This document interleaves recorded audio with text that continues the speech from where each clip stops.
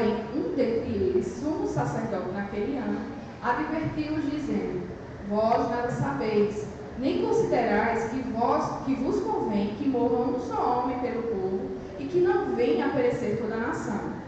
Ora, ele não disse isto de si mesmo, mas, sendo sumo sacerdote naquele ano, profetizou que Jesus estava para morrer pela nação, e não somente pela nação, mas também para reunir em um só corpo os filhos de Deus que andam dispersos. Desde aquele dia resolveram matá-lo, de sorte que Jesus já não andava publicamente entre os judeus, mas retirou-se para uma região vizinha ao deserto, para uma cidade chamada Efraim, e ali permaneceu com os discípulos. Estava próxima a Páscoa dos judeus, e muitos daquela região subiram para Jerusalém antes da Páscoa, para se purificarem. Lá procuravam Jesus, e estando eles no templo, diziam uns aos outros: Que vos parece? Não virá ele à festa? Ora, os principais sacerdotes e os fariseus tinham dado ordem para denunciá-lo, a fim de o prender. Amém? Senhor, nosso Deus e Pai, graças bendizemos o teu santo nome, pela graciosa dádiva que o Senhor nos concede estarmos reunidos nesta manhã para aprendermos a tua palavra. Senhor, queremos te agradecer por tamanha obra operada em nós, Senhor. Obrigado a Deus por tudo que o Senhor tem proporcionado para que o teu povo perseverasse durante todo esse tempo. Ajuda-nos, ó Deus, neste momento, para que, em nome do Senhor Jesus, a tua palavra seja ensinada, para que o teu Espírito vivifique em nós, Senhor, toda fé, para que superabunde em nós, Senhor, o amor e o zelo por ti, pela tua palavra. Que neste momento nada venha tirar a nossa atenção. Livra-nos, Senhor, da dispersão do nosso pensamento. Livra-nos, Senhor, de pensamentos alheios fora da tua palavra, mas que neste momento, em particular, Senhor, que ele seja para todos nós um momento de deleite em ti e na tua palavra. Ajuda-nos, ó Deus, nesta hora. Perdoa os nossos pecados, Senhor. Livra-nos do teu santo nome. Em nome de Jesus. Amém. Meus amados irmãos, dando continuidade ao assunto que nós estamos vendo desde abril, né? E eu acredito que hoje será a nossa última aula do ano, tá? Porque domingo que vem não haverá escola dominical pela manhã, porque os meninos estavam se organizando para aulas. No domingo do dia 31, provavelmente eu não estarei presente, não poderei estar presente, tá? Se assim for da vontade do Senhor, não estarei presente para a última aula. Então, essa é a nossa última aula do ano. Que queira eu, né? Eu quero de verdade terminar o capítulo 12. Vamos ler? Não sei. Deus proverá, né? É Deus que provê isso para nós. Mas dando continuidade ao assunto, tá certo? Aqui nós temos uma reunião entre os fariseus e os membros do Sinédrio, tá? Após o milagre, o sinal que Jesus operou ressuscitando a Lázaro, né? É dito nos versículos 45 e 46 que muitos pois, dentre os judeus que tinham vindo visitar Maria, vendo o que fizera Jesus, creram nele. Outros, porém, foram ter com os fariseus e lhes contaram dos feitos que Jesus realizara. Vemos aqui uma discrepância que João denota, ele destaca aqui, que após o milagre operado por Jesus, a ressurreição de Lázaro, muitos que estavam ali presentes testemunharam desse sinal do milagre, creram em Jesus. Diferente de outras passagens em que João contesta o tipo de fé das pessoas que creram após a realização de um sinal ou de um milagre, aqui ele é discrepante com relação a duas atitudes, né, daqueles que testemunharam esse sinal. Primeiro, os que alguns viram e creram. Outros, porém, essa particularidade da universidade aqui demonstra que nem todos creram. Ao contrário de uma fé genuína mediante a obra realizada por Cristo, pelo milagre operado por Cristo, isso foi apenas um pretexto para que aquelas testemunhas oculares fossem até os fariseus e dessem testemunho do que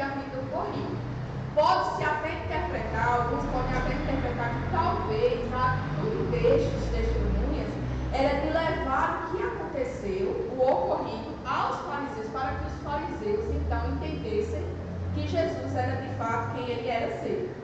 Né? Mas aqui é bem claro, João deixa bem claro essa distoante posição dos que creram, como daqueles que viram e foram correndo contar aos fariseus. Então, os principais sacerdotes e os fariseus convocaram anteriores que o sinédrio era um conjunto de 70 pessoas, né, que se reuniam, e eles eram responsáveis tanto vamos para o nosso contexto hoje, eles eram responsáveis tanto pelo poder legislativo, executivo, como também judiciário, tá? Politicamente dentro de Jerusalém. Quem tinha a autoridade máxima, com certeza, era o Império Romano, tá? Mas o imperador e o governador tinham dado ao Sinédrio, a liderança religiosa em Israel, a autoridade para pequenas situações, em alguns casos específicos, atuarem, tanto como poder executivo, legislativo e judiciário, tá certo? Mesmo que na esfera judiciária eles precisariam levar as acusações e aquilo que havia sido decidido entre a nação ao Império Romano. Mas eles atuavam desta forma.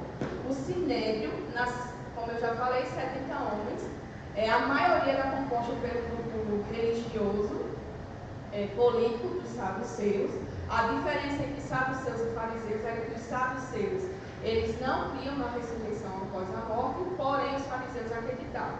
A maioria era composta dos saduceus, os fariseus eram uma minoria, porém eles tinham uma importância, uma relevância bastante dentro do Sinédrio, porque a maioria desses fariseus eram os escribas, doutores da lei, eram aqueles que estavam mais próximos da população, tá? Esse grupo que compunha o Sinédrio, ele era liderado pelo sumo sacerdote, que pela própria descrição do texto de João, fala que quem era responsável era Caifás, tá? Ele era o sumo sacerdote daquele ano. A enfatização de João em dizer que naquele ano era Caifás o sumo sacerdote, não implica que a cada ano era mudado a figura do sumo sacerdote. Ele estava ali atuando nesse contexto aqui de João, principalmente porque ele estava subordinado ao Império Romano, enquanto o Império decidisse que ele fosse o líder religioso, tá certo? Mas ainda assim era atribuído algumas características da lei. O sumo sacerdote, que ocuparia esse cargo, ele deveria vir da descendência de Arão, deveria ter todo aquele contexto que a própria lei indicava que o sumo sacerdote seria. Porém, o tempo, a duração do seu serviço era de acordo com a autoridade romana, tá? Com isso, os fariseus, ouvindo que os testemunhos foram contar para eles, convocam-se com o Sinédrio. Lembrando que quem compunha eram os sacerdotes, a maioria dos sacerdotes, também algumas pessoas que tinham condição financeira elevada eram participantes desse Sinédrio, não com vista a questão social, mas sim como todo mundo que se acessa ao poder, ele quer ter autonomia, poder para deliberar conforme a sua boa vontade. Então, que foi convocada, começa-se então a discutir acerca do que fazer com Jesus, tá? Estamos fazendo o quê? O que é que estamos fazendo? Uma vez que este homem opera muitos sinais. Eles reconhecem aqui com esta fala que Jesus era um operador de sinais e milagres. Eles não tinham dúvida acerca do poder de Cristo em realizar tamanha proeza, tamanho sinal. Só poderia ser vindo de alguém que tivesse capacidade de realizar isso, eles não questionam. O que eles vão questionar, e isso a gente vai ver mais profundamente aqui em João, é o fato de que eles não reconhecem Cristo como Messias, eles não querem que a população entenda Cristo como tal. Por quê? Porque a população, os judeus, vendo a Cristo como verdadeiro Messias, que de fato ele era, iria incitar no povo uma rebelião. Lembre-se que todas as vezes que eu falo que a expectativa messiânica dos judeus para o ungido do Senhor, ele tinha como pano de fundo, um Messias político. O Messias se levantaria para restaurar a a liberdade que os judeus tinham antes de serem levados cativos para a Babilônia, e também livrar o povo de toda a opressão, de qualquer domínio mundial que estivesse ali presente no mundo. Tá? Eles tinham esse desejo messiânico, mas um desejo messiânico político. Deus, ele sempre prometeu, Deus sempre prometeu na sua palavra um Messias capaz de restaurar a ordem original de Gênesis. O estado inicial de todo homem foi criado, o princípio de todas as coisas. É tanto que após a queda, Deus promete no seu próprio evangelho, lá declarado em Gênesis 3, que da semente da mulher levantaria um que esmagaria a cabeça da serpente. A promessa sempre foi de Deus restaurar, por meio da semente da mulher, a ordem inicial de todas as coisas. Nunca foi em sentido político, nunca foi em sentido de contexto geográfico mundial. O contexto nunca foi esse, certo? Até a interpretação das pessoas ao longo da história foi sendo acrescentado isso. Mas eles tinham esse medo.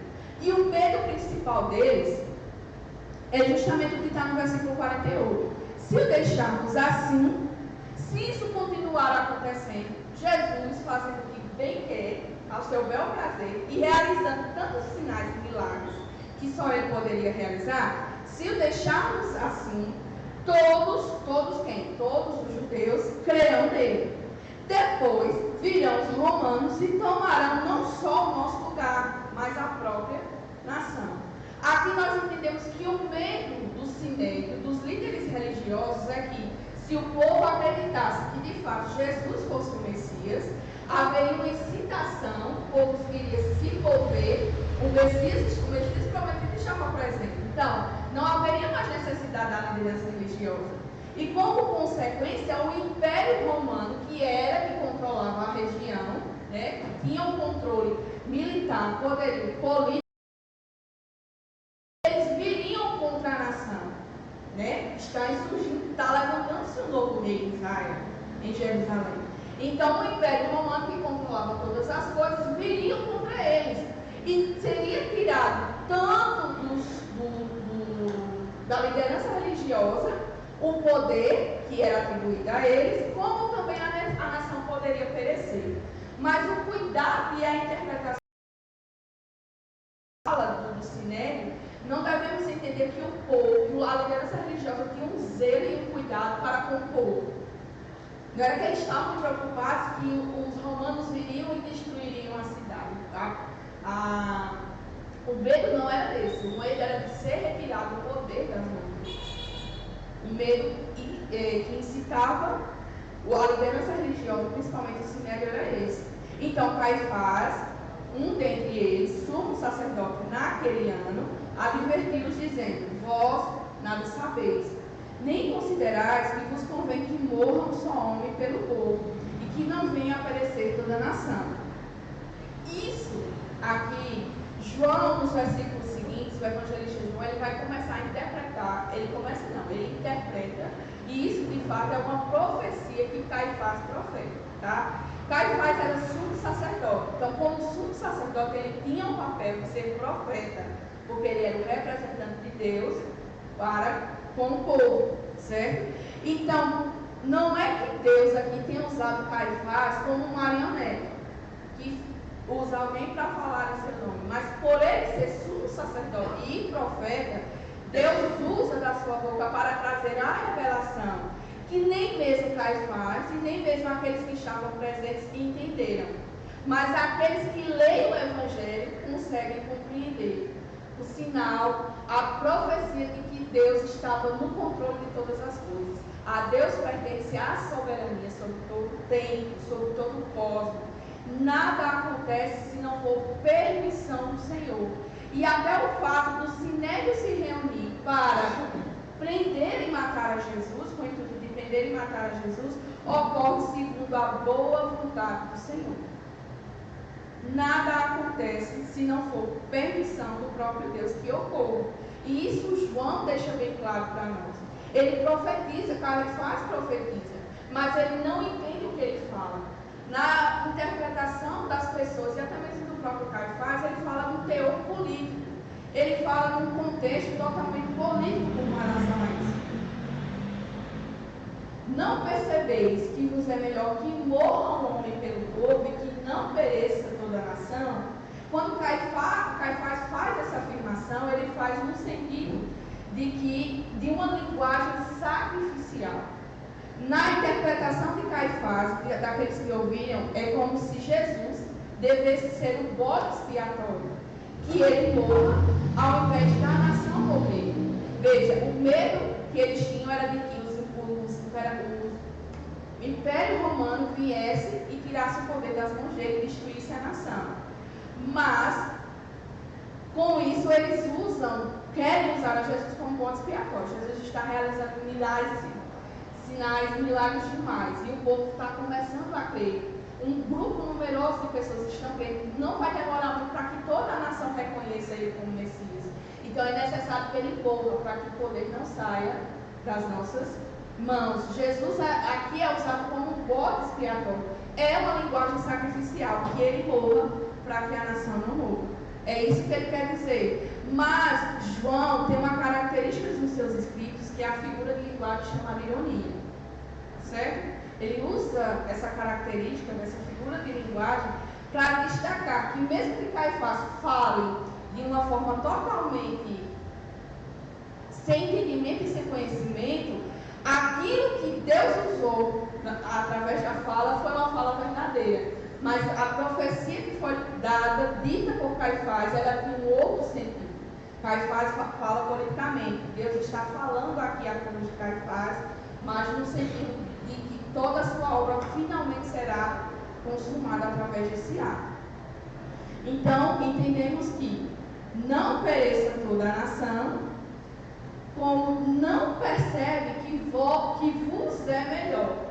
Perceba que a atenção de Caifás aqui não é para o contexto da comunidade, mas é para que eles, a liderança, o sinédrio, o grupo religioso vigente aqui, não seja lhe tirado o poder. Não percebe que vos é melhor que um homem morra em vez da nação? É assim que ele diz. Aí João dá o significado correto das palavras de Caifás. Ora, ele não disse isto de si mesmo, mas, sendo sumo sacerdote naquele ano, profetizou que Jesus estava para morrer pela nação, não somente pela nação, mas também para reunir em um só corpo os filhos que andam dispersos.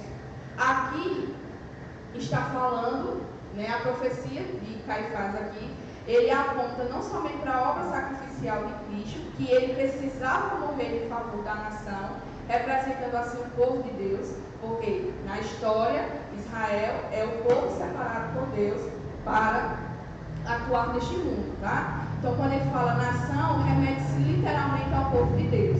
E não somente pela nação, pelo aquele grupo específico, mas também para reunir todos os que são filhos de Deus e que estão dispersos. Aqui Caifás ele tem em vista os judeus que estão na diáspora, os judeus que não voltaram para Jerusalém, para a terra de Israel, quando foram mandados de volta do exílio babilônico. Alguns se dispersaram por entre aquela região e começaram a habitar lugares diferentes da cidade santa. E isso também é um propósito do Senhor, porque aonde for um judeu, seria manifesto a lei do Senhor, a palavra do Senhor, tá? Então, com isso, quando João diz que Caifás profetizou que era necessário que Jesus morresse pela nação, mas não somente pelaquela nação específica, mas para todos os que são filhos de Deus, reunindo-os assim um só corpo, ele está profetizando a igreja.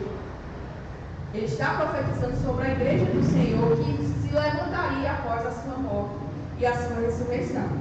Desde aquele dia, então, dessa reunião no Sinédrio, foi que foi decidido matar.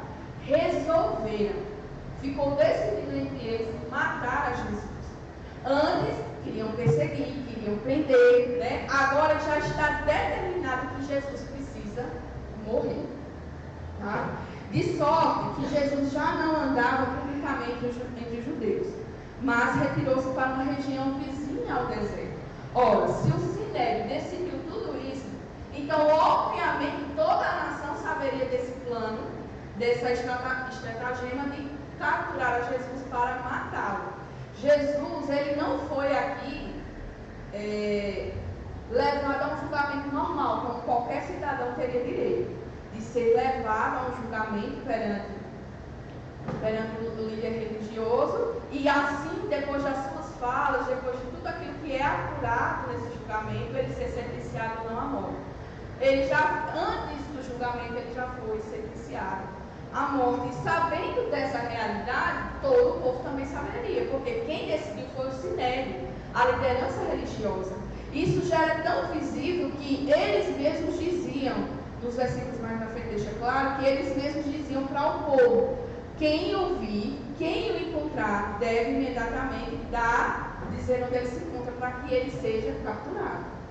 Então todo o povo já estava sabendo dessa decisão. Então, obviamente, Jesus saberia da decisão que foi tomada. Com isso, ele decide sair da região. Lembre-se que ele estava em Betânia, não estava em Jerusalém, ele estava em Betânia, 3 quilômetros de Jerusalém. Então, sabendo dessa decisão, Jesus sai e vai para a cidade de Efraim. Tá? Essa cidade ela é descrita lá em 2 Crônicas. Efron, o nome dela lá no Antigo Testamento. Ele vai para essa cidade, não porque Jesus está com medo de ser preso, mas é porque ele sabe que o tempo ainda não havia sido determinado para que isso acontecesse. Então ele sai, ele vai para Efraim e ali permanece com seus discípulos.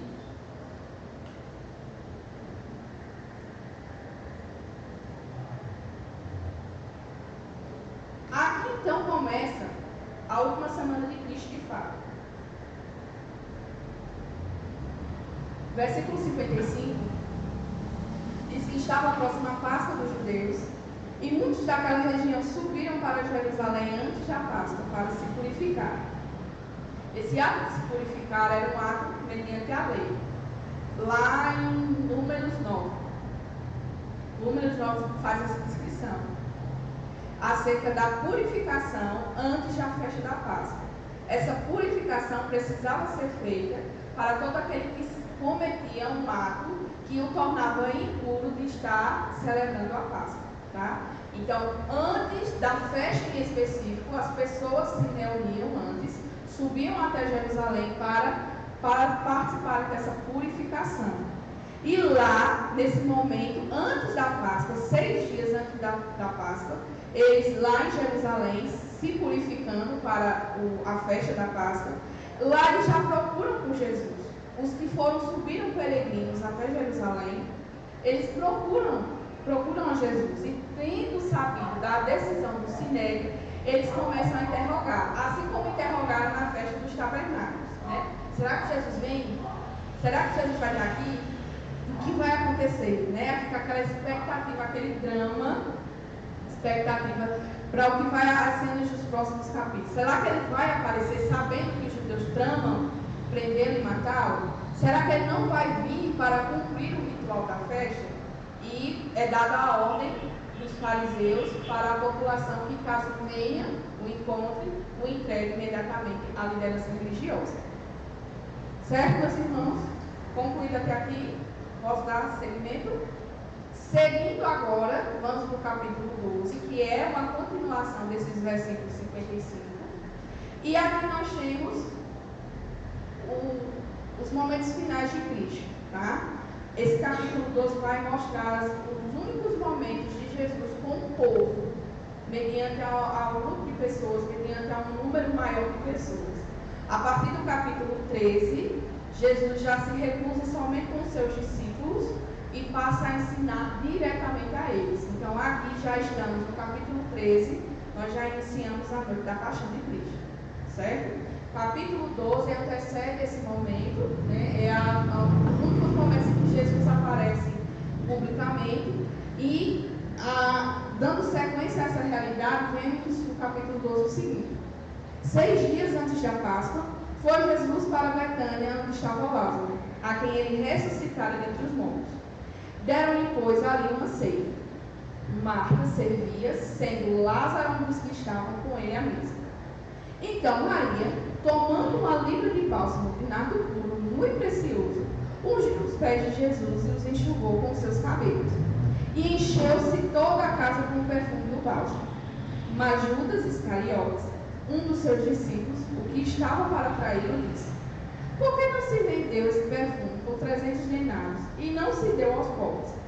Isto disse ele, não porque tivesse cuidado dos pobres, mas porque era ladrão, e tendo a bolsa, tirava o que nele se lançava.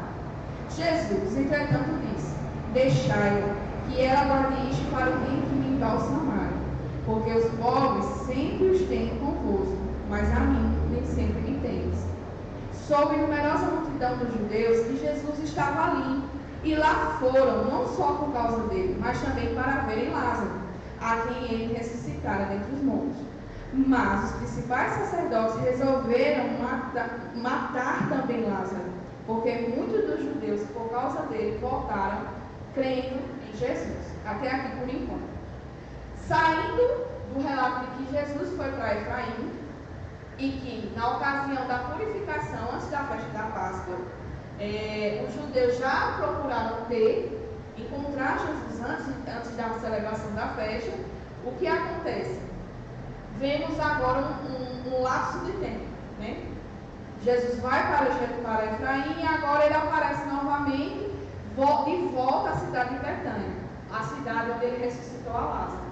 Aqui é descrito que é 6 dias antes da Páscoa, ou seja, 6 dias antes da sua morte, Jesus ele foi ter com a família, com os amigos, na verdade, na cidade de Betânia, a mesma cidade onde ele havia ressuscitado a Lázaro. Aqui nós vemos duas situações diferentes.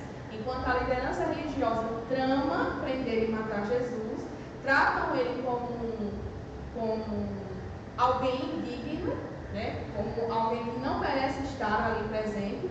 Aqui nós temos um grupo de pessoas, os verdadeiros amigos, a quem Cristo amava, como também verdadeiramente amavam a Cristo, se reúnem para celebrar. Eles se reúnem para a ceia. E é interessante isso porque o costume cultural do Oriente Médio é de que quando você chama alguém para participar da mesa em qual você come, você está abrindo o leque para que aquela pessoa se sinta participante da sua casa. Não é a todos que você abre a porta da sua casa. São para aqueles que são mais próximos, aqueles que são mais chegados, é que você tem essa oportunidade de abrir a porta da sua casa. E aqui, essa porta foi aberta para celebrar tanto a cura de Simão, o leproso, como é descrito lá no texto de Mateus, como também para celebrar a vida de Lázaro, né? O milagre que Cristo operou trazendo Lázaro dos mortos, né? Uma coisa que é interessante, que eu não citei em nenhum momento, é que nós temos, na nossa cultura, no nosso entendimento hoje, nós temos muito medo da morte, não é assim? É cultural nós termos medo da morte. Ninguém gosta nem de falar em morte, né? Quando fala, você está traindo coisas negativas para o nosso meio. A gente não gosta de falar isso, porque isso é pesaroso, isso é penoso e principalmente é angustiante para nós, porque eu falo nós no contexto geral, tá? Estou abrangendo o contexto geral. Para nós, porque nós não sabemos o que há depois disso, né? E é interessante que Lázaro ressurge dentre os mortos. Cristo faz com que Lázaro seja trazido de volta à vida. E João, nem ninguém aqui está preocupado em saber o que tem. Ô Lázaro, conta aí, chega aqui, meu irmão. Conta aqui pra gente como é que é lá. O que foi que você viu? Deus estava lá? Deus é bonito? Tem anjos? A rua de ouro mesmo, como disseram que era? Né? A gente naturalmente teria essa curiosidade de saber, mas o texto, no momentinho, traz essa declaração. E provavelmente, esse milagre, e Lázaro está lá, presente também, participando da ceia, traz, obviamente, muita curiosidade, principalmente dos peregrinos que estavam se preparando para subir para Jerusalém. Então aqui, essa realidade, esse momento aqui, que Jesus está ceando, o texto aqui de João não é claro, mas a gente precisa observar ele a partir do relato que também consta em Mateus 26 e também em Marcos 14. Esse relato aqui, ele não está presente apenas em João, mas ele é descrito em Mateus como também em Marcos, tá? Lá no texto de Marcos vai dizer que ele estava na casa de Simão, o leproso. Jesus havia curado Simão dessa doença, que o tornava impuro, porque quem tinha essa doença deveria viver separado, tanto da sua família como também da cidade. Ele morava fora, era alguém que era tão desprezado, era tão impuro, tão indigno de estar presente, até mesmo na cidade, para que o povo não se contaminasse com a impureza dele, eles deveriam morar fora. Então, no relato, no milagre que Deus opera, a cura de Simão, né? Então, ele é trazido de novo, com essa cura, à sociedade. Aquele que era desprezado, Jesus torna digno novamente de estar na presença de todos. E com isso, Simão, obviamente, muito alegre pela sua restauração, conduz essa ceia. A ceia, ela é descrita no Evangelho de Marcos, como acontecendo na casa de Simão leproso. Só que nessa ceia também estavam presentes a família de Lázaro. Lázaro, Maria e Marta. Tá? Então, num determinado momento, é dito aqui que estavam ali numa ceia, estavam comemorando, eles estavam comendo. Marta servia, como sempre. Marta é aquela pessoa que se dispõe a servir, né?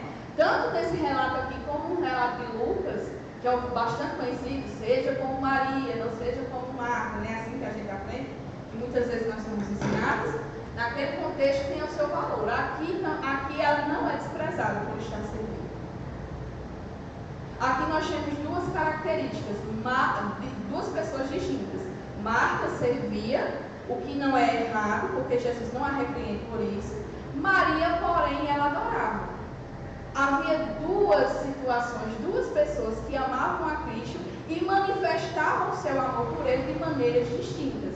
Uma servindo e outra o adorando. Nenhuma das duas, uma não pode ser anulada em detrimento da outra. Nós não podemos anular nem cancelar. Se Marta servia, ela servia com todo o seu amor e com toda sua dedicação. Maria adorava com tudo que ela tinha. Veja que elas ofereciam, elas davam ao Senhor tudo aquilo que era capacidade delas realizarem. Enquanto uma servia, a outra adorava. E ninguém pode ser julgado por causa disso. Certo? Então, dizendo isso, Maria, tomando uma libra do bálsamo, do nardo puro, muito precioso, ungiu os pés de Jesus e os enxugou com seus cabelos. Encheu-se, então, toda a casa com o perfume do bálsamo. Aqui nós temos a terceira vez que Maria é descrita nos Evangelhos. Na primeira vez, ela está adorando. Na verdade, ela está para aprender, ela está quedada, ela está diante dos pés de Jesus para aprender, como Lucas 10. Na segunda vez, como nós vimos no capítulo 11 de João, ela está chorando. E agora, dessa feita, nós vemos aqui Maria adorando, certo? 3 vezes Maria é destacada nos Evangelhos, as suas ações é destacada nos Evangelhos, diante do que ela faz quando está na presença do Senhor. Eu poderia trazer várias lições aqui para vocês, não é uma pregação, é um estudo. Aí isso aqui fica para vocês, na devocional de vocês, aprender com o próprio Senhor aquilo que nós podemos aprender com Maria. Nós podemos estar diretamente aos pés do Senhor, diretamente para aprender, para chorar, porque sabemos que em Cristo nós temos um Consolador.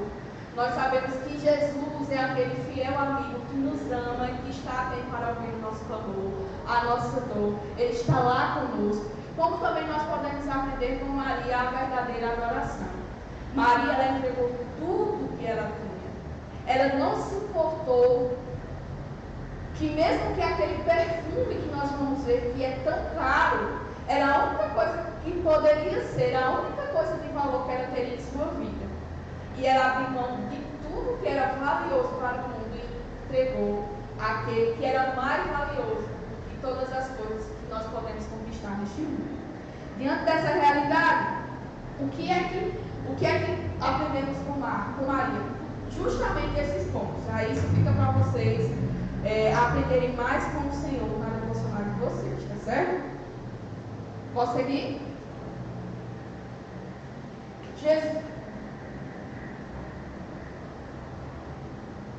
Maria aqui é descrita como alguém que, tomando uma libra de nardo puro, muito precioso, ungiu os pés de Jesus.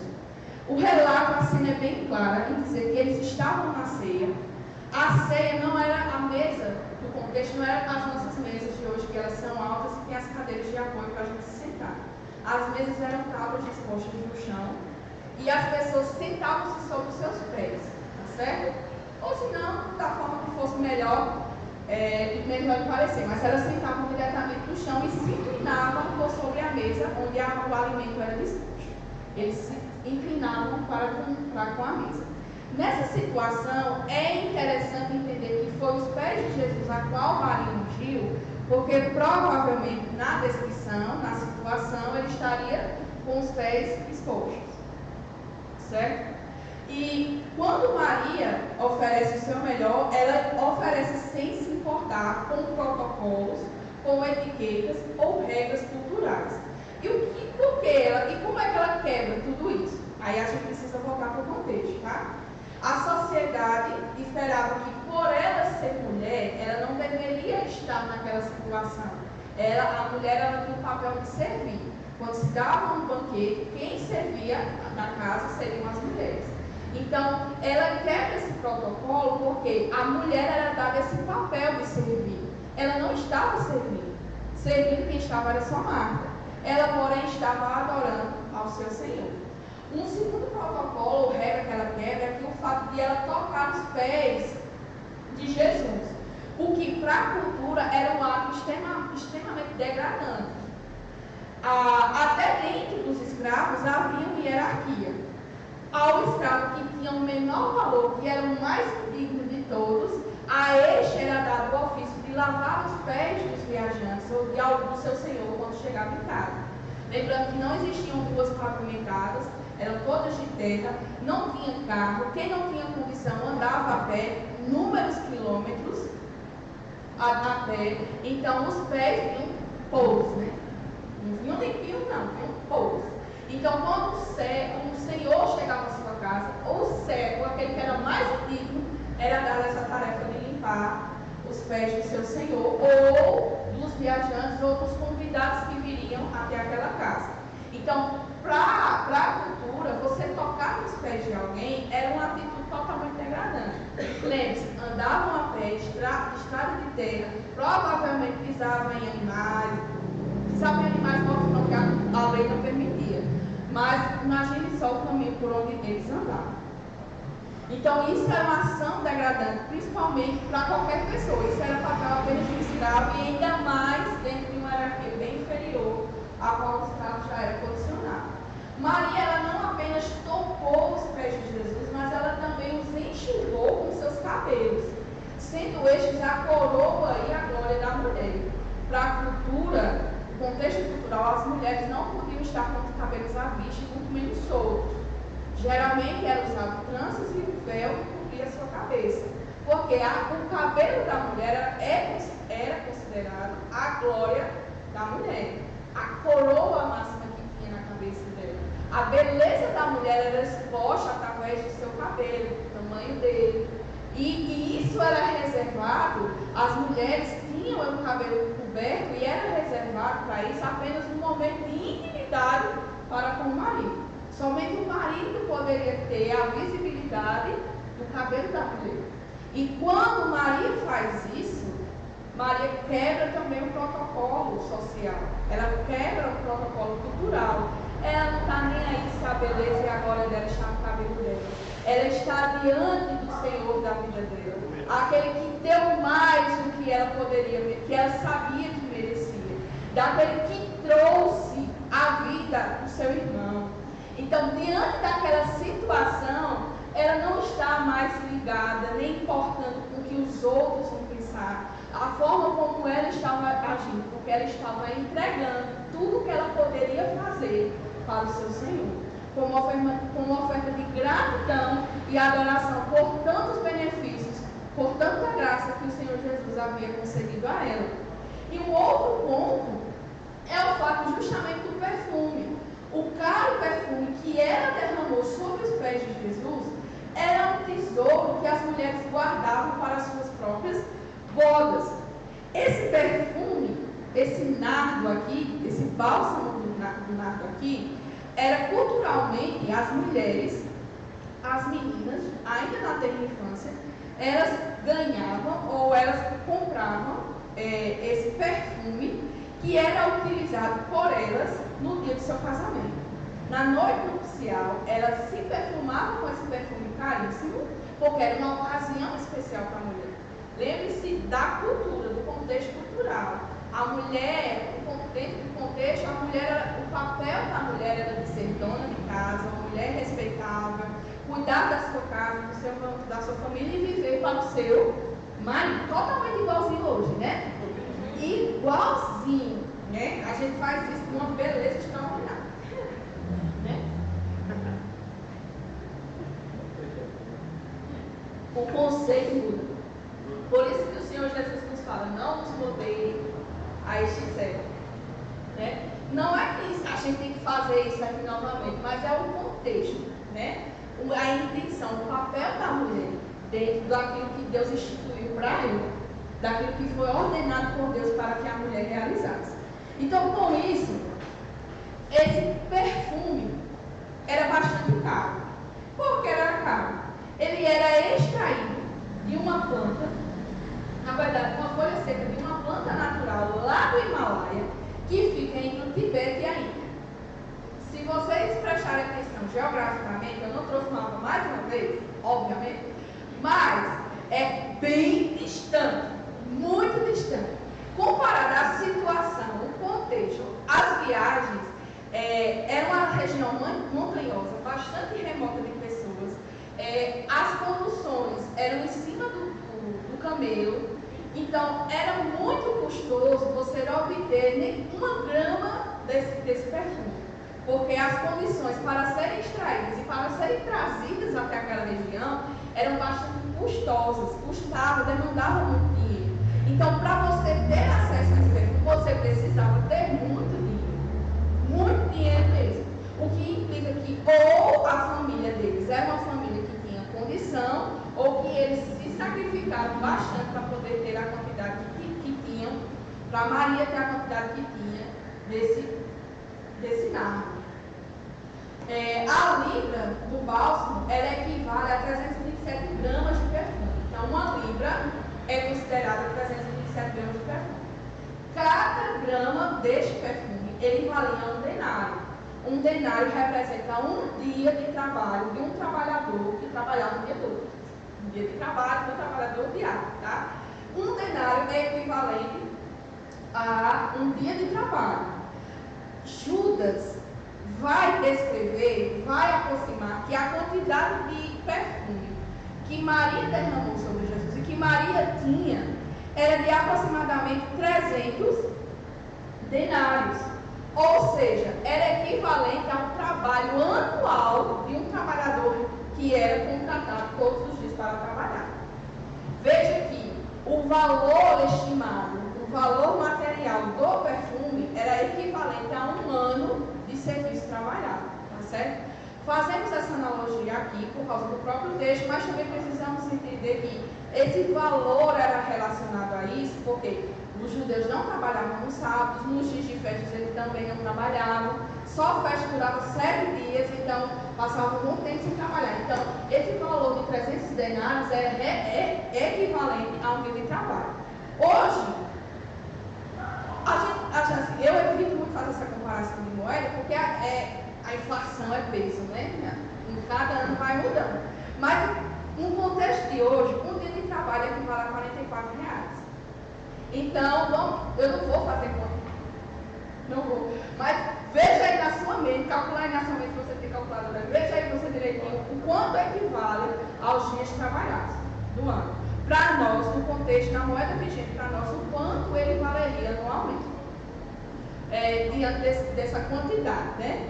E isso é interessante ser destacado aqui, porque mais uma vez reforça-se a ideia de que Maria, ela reconhece o valor de quem está ali aos seus pés.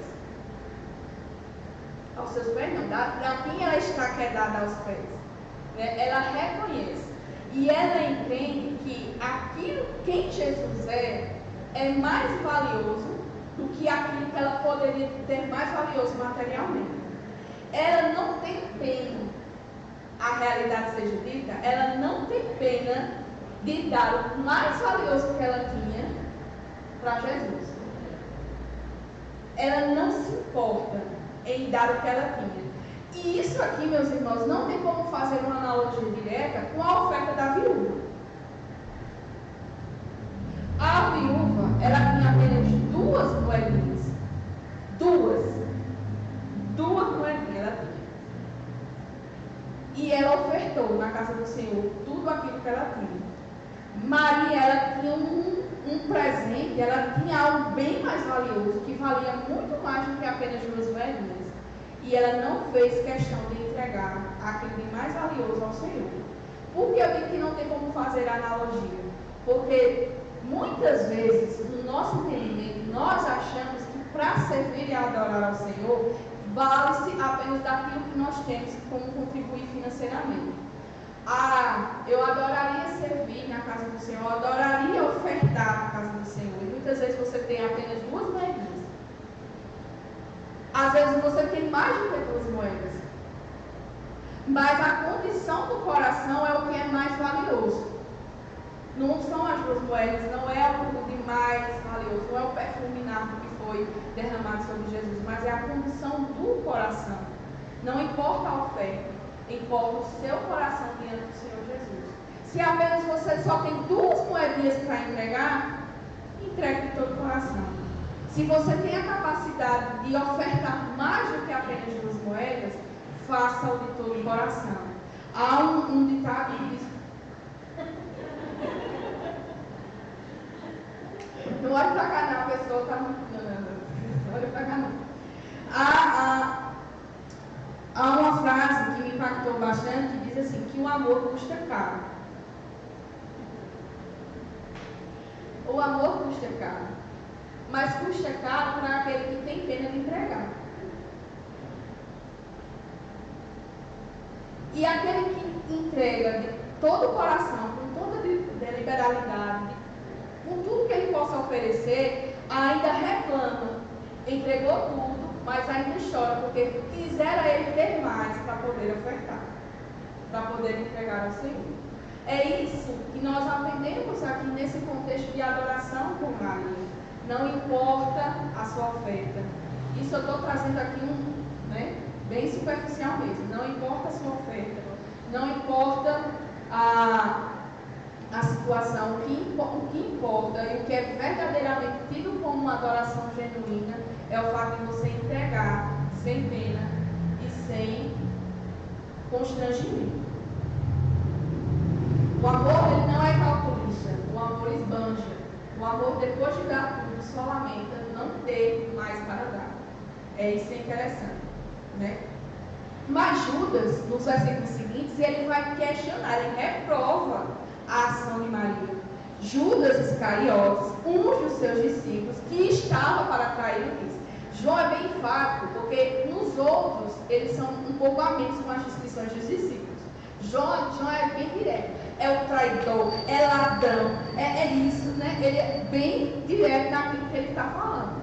Mas ele destaca isso aqui, não é porque eles já sabiam que Jesus seria traído por Judas, mas depois do que aconteceu, eles reconhecem e já apontam para essa realidade aos leitores do Evangelho. Ele chama a atenção de Maria, né? Porque Maria, pegou uma coisa que era muito cara, porque ela não pegou esse perfume, que é extremamente valioso, e vendeu por 300 denários.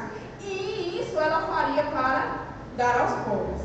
A atitude de Judas aqui é uma atitude que você pode, se você não soubesse antes, porque João falou de Jesus, que Judas iria traí-lo, você pode até interpretar este fato dizendo, de fato, ela pegou algo que era bastante valioso, que valia muito dinheiro, e ela poderia ter revertido esse valor, já que ela queria dar, né, já que ela iria se desfazer daquilo, ela poderia vender o perfume, e com o dinheiro que ela vendeu, ela daria aos pobres. Aos pobres, precisamente Judas, falando dele mesmo, né? Mas a interpretação dele é justamente essa. Numa forma legítima. De uma forma legítima. Ele se apresenta aqui, ele se manifesta aqui. Mas o que está no coração de Judas é revelado também. Era a cobiça. Ele não estava preocupado em ajudar os pobres. Ele sabia que Maria entregaria o dinheiro iria para a bolsa, essa bolsa que estava tomando em conta era Jesus. Veja como Jesus é muito paradoxal. Ele sabia que Judas iria traí-lo, ele sabia que Judas tirava o dinheiro e mesmo assim Jesus confiou o dinheiro a ele. A forma como Jesus trabalha, como nos constrange, né? A gente não entende. E com isso, ele não estava preocupado com os pobres. Não, ele queria o dinheiro porque ele sabia que em momento oportuno ele tiraria uma parte dele. Ele se beneficiaria daquele dinheiro. Ora, convenhamos, uma pessoa que vendeu a Jesus por 30 pratas não ia se beneficiar de 30 denários, 300 denários. Então o coração dele era movido por cobiça. Aqui há um contraste entre essas duas pessoas. Ambas estavam diretamente ligadas a Jesus, mas uma ofereceu o melhor que ela tinha. O outro ia tomar, roubado o melhor que tinha sido oferecido para Jesus. O que é declarado aqui, o que é descaradamente mostrado aqui, é a intenção do coração. Por mais que os outros não soubessem, Jesus sabe. Por mais que muitas vezes nós servimos e mostramos que adoramos, o outro pode nos julgar como, nossa, fulano é divino, né? É um anjo na terra, fulano. É a expressão sei lá, como é que a gente pode dizer? É o máximo. Fulano é um cristão fenomenal, como já dizia o pastor. Mas muitas vezes é uma máscara que é usada. Mas somente o Senhor Jesus sonda e conhece o nosso coração. Somente Ele é capaz de prescrutar e conhecer todos os caminhos. Até aqueles que estão no mais profundo do nosso coração, o Senhor tem acesso a eles. Então, isso fica claro a discrepância entre essas declarações. Judas poderia sim ter sido interpretado como uma atitude verdadeira, justa. O dinheiro poderia ser usado para alimentar os pobres, para socorrer os órfãos e as viúvas. Mas o coração dele não estava voltado para essa realidade, e sim para tirar aquilo que não lhe cabia. Porém, Maria, quebrando todos os protocolos, quebrando todo o contexto cultural, e mesmo sem se importar com o que os outros iriam pensar dela, ela escolhe dar o melhor que ela tinha para o seu Senhor. E isso é um chamado para nós também. Não importa se as pessoas julgam você que você chorar demais. Não importa.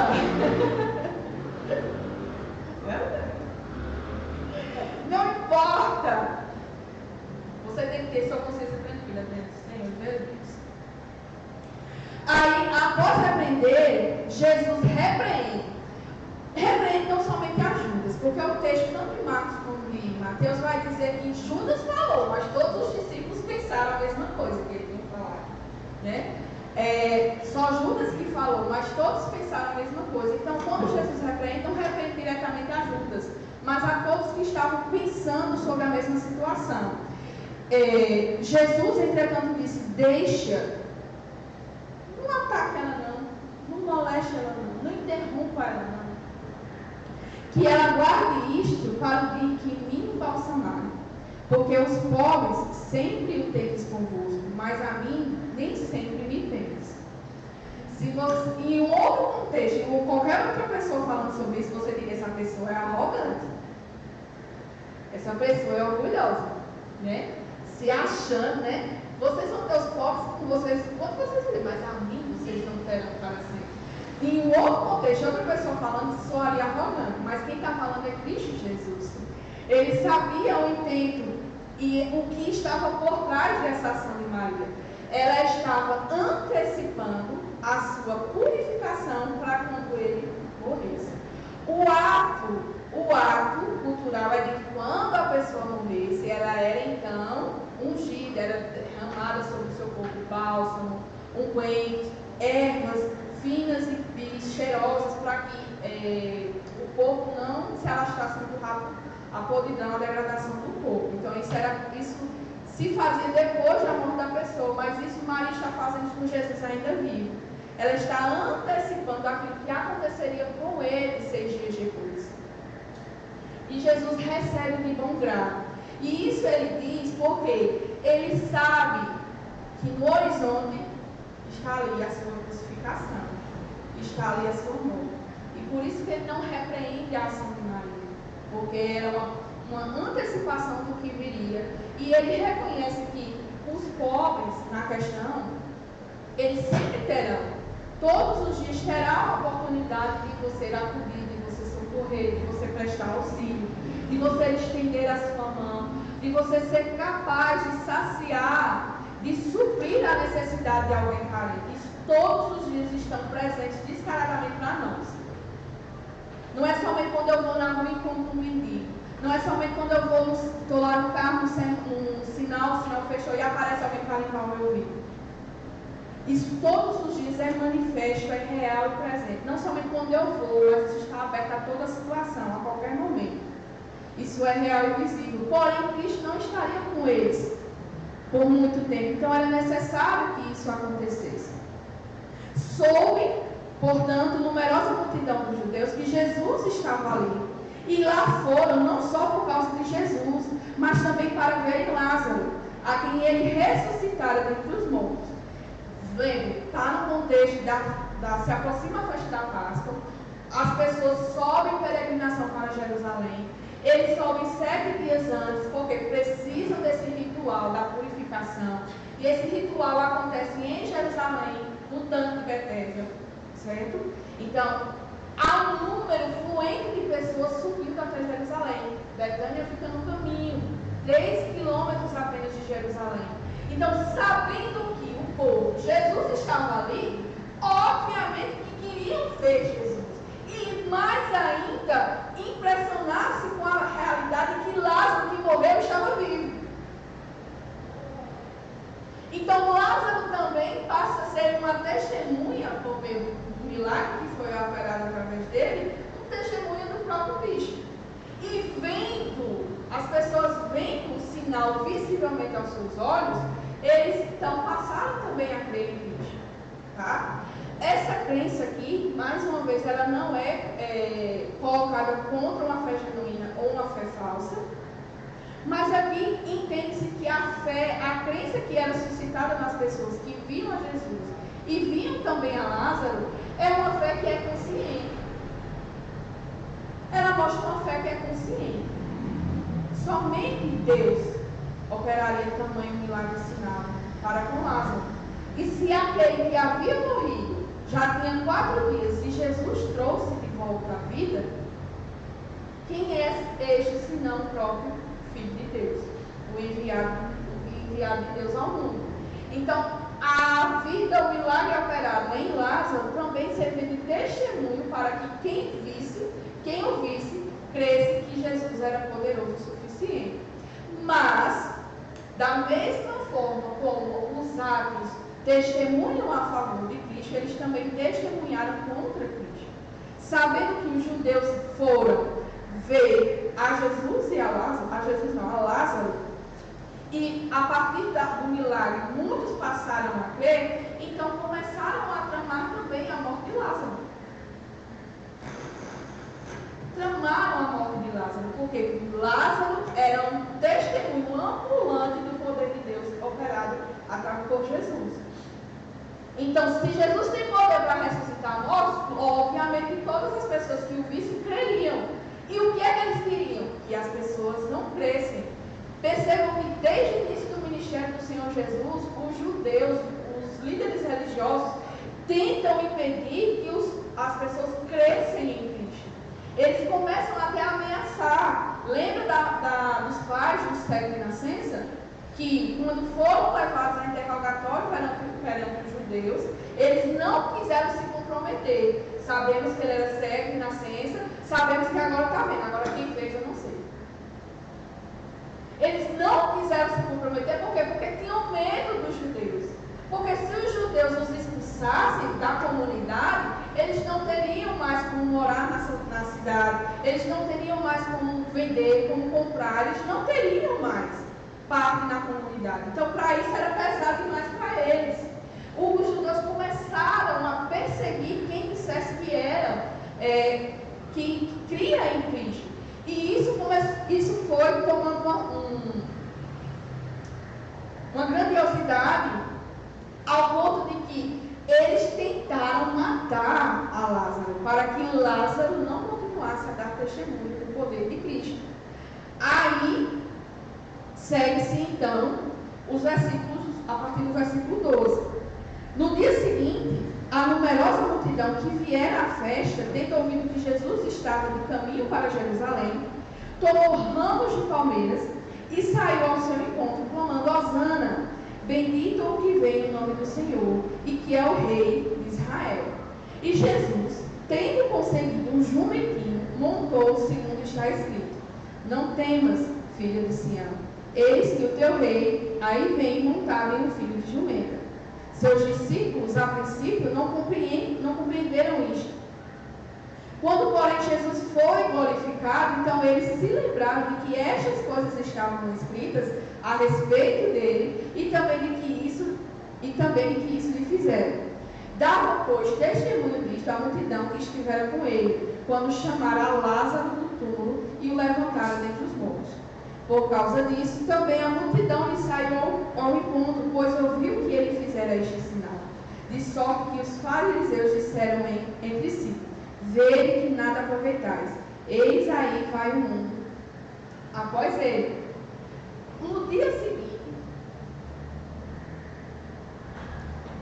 após o ato de Maria ter ungido os pés de Jesus, e essa exaltação que Cristo faz acerca da atitude de Maria, sabendo então que as pessoas vinham até Jesus e vinham até Lázaro para vê-lo, e que com isso muitos judeus passaram a crer, no dia seguinte, Jesus sobe então a Jerusalém.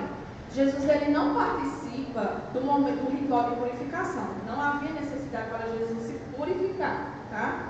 Ele então sobe para Jerusalém a partir do início da festa da Páscoa. E quando ele sobe para Jerusalém, as multidões que já estavam com ele em Betânia sobem com ele junto para a cidade. Quando ele chega na entrada, na porta da cidade, porque a cidade não é como a nossa, a cidade cultural deles era murada, era um contexto era cercada por muros e havia uma porta principal por onde as pessoas entravam e saíam pela cidade. Então, logo na entrada da cidade de Jerusalém, a multidão que já estava lá para a festa, que havia subido para a purificação, se encontra com a multidão que vem seguindo Jesus. Tá? E o que começa então? Começa então a glorificação. A exaltação de Cristo aqui, o verdadeiro rei de Israel entrando pelas portas de Jerusalém, a cidade de Deus. A mesma forma aqui, como Caifás fala sem entender, as pessoas fizeram aqui também sem entender o real sentido de toda essa situação. E nem mesmo os discípulos compreenderam que isso aconteceu. Nossa, isso aconteceu, foi demais. Mas eles não compreenderam o sentido por trás disso. Eles só puderam compreender todas essas coisas e que isto era um cumprimento da palavra do Senhor acerca do seu servo Jesus, quando Cristo já havia subido aos céus. Aí a revelação da palavra se tornou real e possível para eles. Quando eles então foram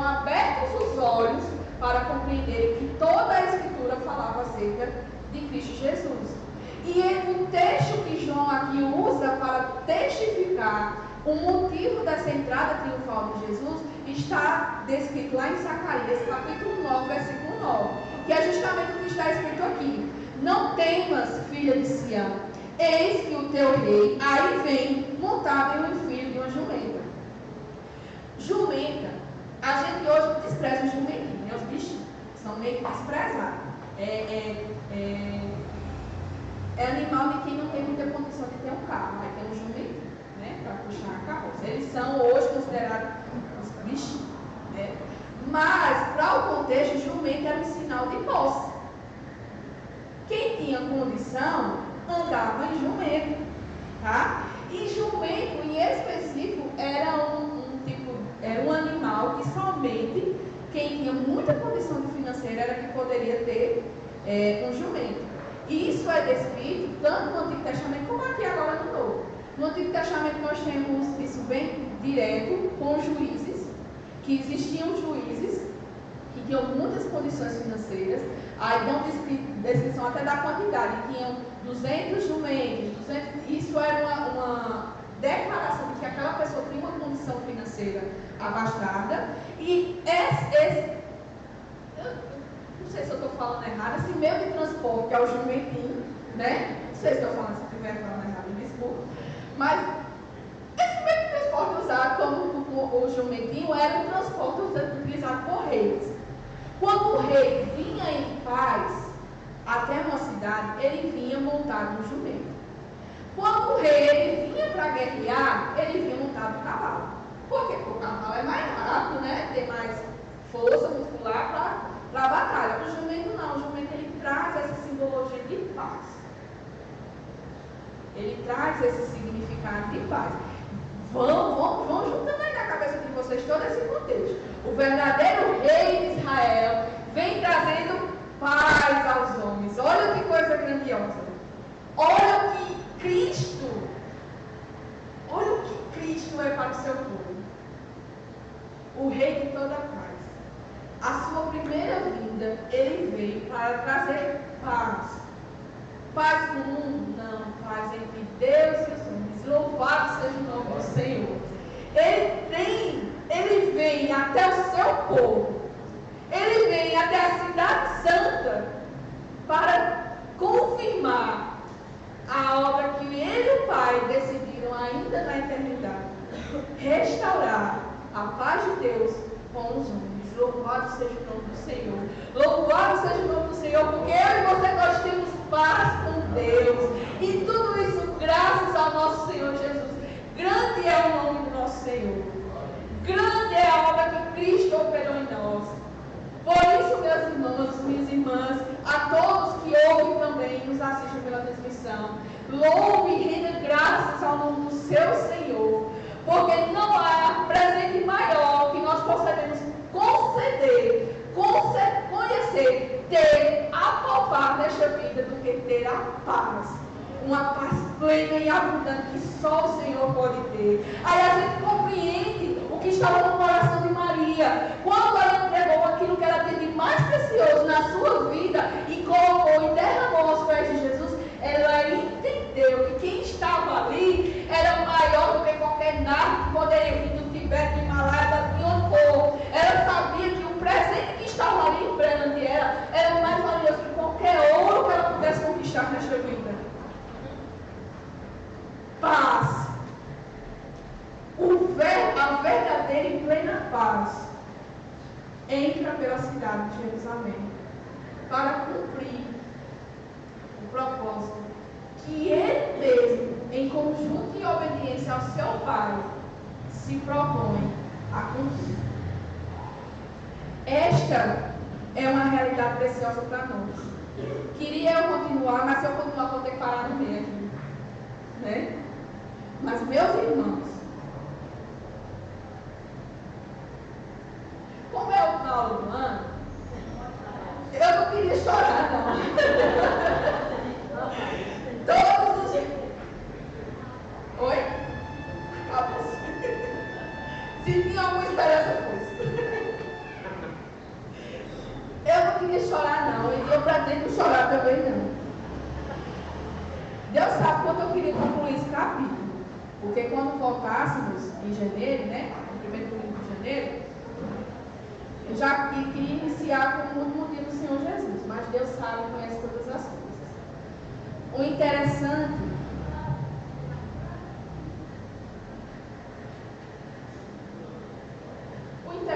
aqui, e eu queria deixar bem claro para vocês, é o quanto esse evangelho, quanto o estudo desse evangelho tem sido abençoador para a minha vida. O quanto eu tenho aprendido da parte do Senhor. E o quanto o Senhor tem trabalhado na minha vida a partir desse estudo. Não é que eu nunca tenha lido os evangelhos, mas a partir do momento que você se dedica no estudo mais profundo e intenso, as coisas são diferentes de uma leitura devocional. O Senhor se revela de uma forma mais intensa, mais palpável, sabe? Não se torna aquela questão alheia, distante, um mero conhecimento, algo que é pouco alcançável e inatingível. Mas à medida que você se dedica no estudo, Deus vai se manifestando, vai se revelando de uma forma tão intensa e real, que todas as vezes que eu oro, é para que vocês que estejam aprendendo, ouvindo, vocês podem até saber, mas estão aqui mais uma vez para ouvir, é que vocês tenham o mesmo sentimento que o Senhor tem colocado no meu coração. Então, para mim, já é muito proveitoso o fato de vocês, mesmo que uma partícula pequena, que isso gere vida no coração de vocês, que gere fruto na vida de vocês. Eu já disse aqui, existem pessoas que têm capacidade melhor de dar esse estudo que eu. Mas a própria Senhor me trazer aqui para dar esse estudo. E hoje eu creio que esse estudo é mais para mim do que para vocês. Foi mais para me transformar do que para transformar vocês. Mas eu também creio que o mesmo Deus que trabalha em mim opera também em vocês. Por isso, meus irmãos, neste dia, eu gostaria de orar com vocês. Senhor, meu Deus e Pai, louvo e agradeço o teu santo nome, Senhor, pela preciosidade desse momento que o Senhor nos concede, de juntos, ó Deus, aprendermos a tua palavra. Ó Pai, em nome do Senhor Jesus, eu te peço pela vida dos meus irmãos, pela minha também, que o Senhor, pela tua graça e soberania, misericórdia, Senhor, que o Senhor possa, em nome do Senhor Jesus, confirmar a nossa fé. Venha fortalecer, Senhor, o nosso entendimento acerca de quem Tu és. Concede-nos, Senhor, a alegria de saber a quem servimos. Nós não servimos a um Deus como o mundo serve. Nós não servimos a um Deus estranho e alheio. Nós servimos ao Deus Todo-Poderoso, Criador de todas as coisas, do céu e da terra, inclusive da minha e da nossa vida. De Ti, Senhor, provém tudo o que é necessário para a nossa edificação, para o nosso crescimento, para que nós sejamos fortalecidos em Ti pelo poder da Tua palavra. Por isso, Pai, em nome do Senhor Jesus, gere em nós mais fé para o louvor da Tua glória. Que o Teu povo, que os Teus filhos, ó Pai, possam se levantar sobre a face da terra, sabendo e crendo quem Tu és. Não nos dê, Senhor, espírito de covardia, não nos dê, Senhor, falta de intimidade contigo, nos dê, Senhor, um direcionamento e um entendimento de que de Ti provém todas as coisas e que somente em Ti encontramos verdadeira satisfação. Meu Senhor, quantas vezes o nosso coração é enganoso e voltado para conquistar tantas coisas nesta vida, quando tudo que é maior e mais necessário o Senhor deu a nós de graça. Ó Deus, ajuda-nos nesse entendimento. Concede-nos, ó Pai, a alegria de estar em Tua casa, a alegria de estar em Tua presença, reconhecer a importância deste dia que é o domingo, quando o Teu povo se reúne por toda a face da terra para louvar e agradecer o Teu santo nome. Ó Deus, concede-nos um amém com o coração como o de Maria, Senhor, capaz de entregar tudo e o melhor que nós podemos entregar para Ti, sem pena, sem dano, sem Senhor, a nossa vida seja entregue por amor de Ti. Não para chamar a atenção, não para ser visível, não para que outros nos vejam, Senhor, mas para que a Tua glória seja manifesta, para que outros vejam a Ti e reconheçam como o único Senhor e Salvador das nossas vidas, para que entendam o verdadeiro sentido do Seu sacrifício por nós. Ó Deus, o Senhor se humilhou, se esvaziou, deixou a Sua glória e tabernaculou em nosso meio. O Senhor se fez presente, manifestou a glória do Deus Pai Todo-Poderoso. Em Ti, Senhor, nós encontramos o verdadeiro sentido de quem Deus é. Um Deus de amor, um Deus de paz, um Deus, Senhor, que se faz sacrifício em favor de nós, em obediência e amor ao Pai. Ó Pai, em todas as coisas, Senhor, que o Senhor possa nos orientar, nos conduzir, nos constrange no Senhor, por meio do Teu Santo Espírito, a viver uma vida de louvor e glória e gratidão ao Teu Santo nome. Nos permita viver para o louvor da Tua glória. Não nos permita, Senhor, ser tropeço para o Teu povo, para a Tua igreja. Que o nosso serviço, Senhor, não seja um serviço de todo jeito, mas seja feito e oferecido com todo amor e gratidão a Ti. Ó Pai, nos faz ter um amor genuíno por Ti, por Tua palavra. Que o nosso coração, a partir do momento que nós acordarmos, até o momento que nós deitarmos, Senhor, estejam voltados para aprender de Ti, da Tua palavra. Que no momento que nós levantarmos, Senhor, que possamos buscar a Tua face, que possamos buscar a Tua presença, que possamos buscar, Senhor, o direcionamento de Ti para este dia, que possamos, Senhor, ser revestidos de todo poder, de ser libertos de todo mal, que nós não venhamos fazer mal aos nossos próximos, mas que nos concede, Senhor, um coração e entendimento voltado para cumprir a Tua vontade. Liberta-nos de nós mesmos. Tira, Senhor, toda a cegueira, tudo aquilo, todo o brilho que o mundo tenta nos cegar.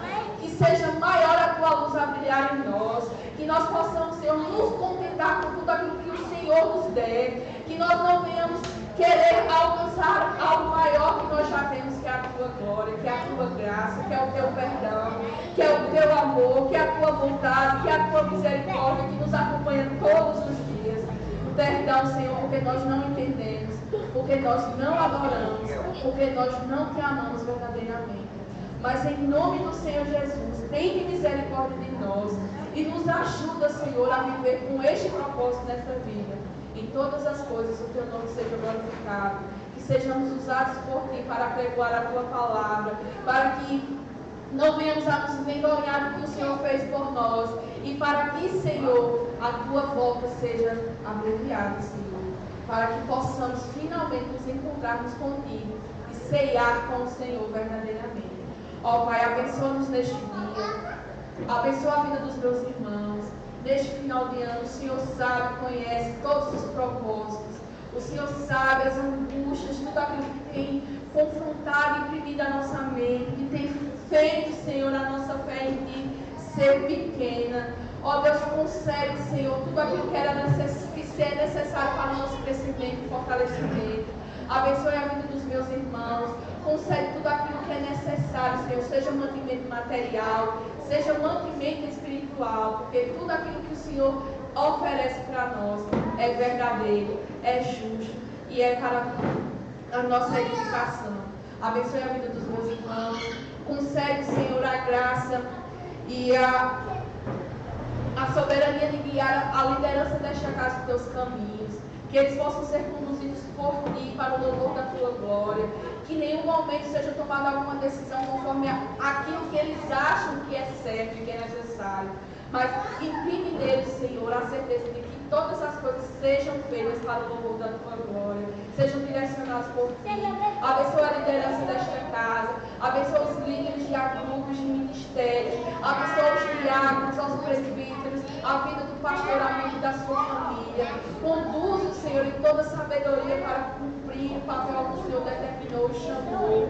Que ele possa, Senhor, ser guardado em Ti, livrando, ó Deus, de toda toda doutrina errada, de tudo aquilo que não vem, não procede do Senhor. Guarde o teu povo, ó Deus, para o louvor da tua glória, e que ele seja manifesto nesta terra como verdadeiros adoradores do Senhor Jesus. Em nome do Senhor. Amém.